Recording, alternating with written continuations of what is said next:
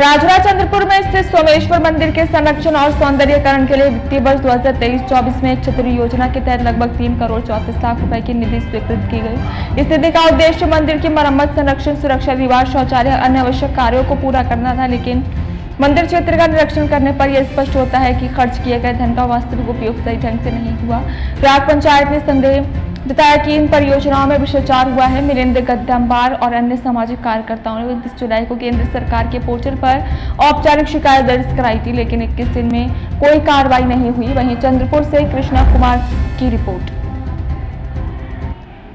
तो वाटून राहिलेला आहे, तेव्हा याची सत्यता काय आहे या संबंधाने माहिती घेण्याकरता माहिती अधिकारांतर्गत जे आहे मिलिंद गद्दम्बार यांनी जे आहे अर्ज सादर केलेला होता आणि त्या अंतर्गत त्यांना मिळालेल्या माहितीनुसार यावर झालेल्या खर्चासंबंधाने तर माहिती मिळालेली आहे, परंतु प्रत्यक्षात त्याच्यावर जो खर्च झालेला आहे हा अवास्तव वाटत असल्याकारणाने त्याच्या विरोधात तक्रार करण्यात आलेली आहे।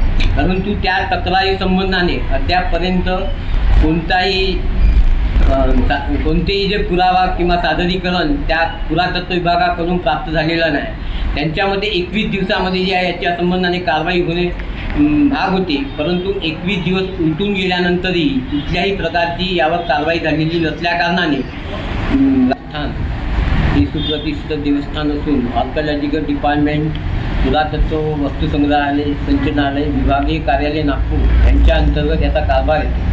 त्या देवस्थानाची जी आहे दुरुस्ती केलेली आहे त्याच्या केमिकलच्या खर्चावर जे आहे 2 करोड 53 लाख रुपये आत्तापर्यंत खर्च झालेला आहे। त्याच्या व्यतिरिक्त स्वच्छतागृहाच्या बांधकामाकरिता स्वातंत्र्याचा अमृत महोत्सव योजना या अंतर्गत 23-24 वर्षाकरता 81,70,000 रुपये खर्च झालेले आहेत आणि त्याच्यापैकी